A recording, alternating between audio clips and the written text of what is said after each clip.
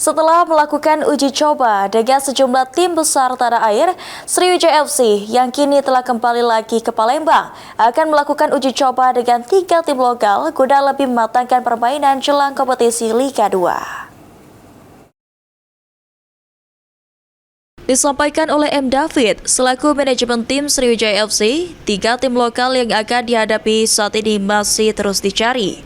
Uji coba ini sendiri dilakukan untuk menguji kemampuan para pemain Sriwijaya FC pasca menggelar TC di ibu kota beberapa waktu lalu. Selain itu juga, menurut David, uji coba dengan 3 tim lokal sendiri sangat penting agar para pemain benar-benar siap menghadapi kompetisi Liga 2 yang rencananya akan digelar pada bulan depan. Saya juga di sini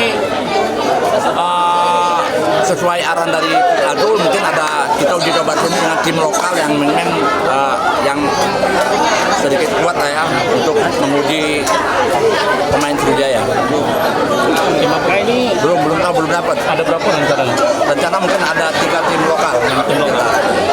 Walau sebelumnya di ibu kota, Sriwijaya FC telah melakukan uji coba dengan sejumlah klub besar tanah air, namun uji coba dengan klub lokal di Palembang cukup penting untuk mematangkan taktik permainan tim Laskar Wogito menghadapi Liga 2. Tim Liputan, PAL TV.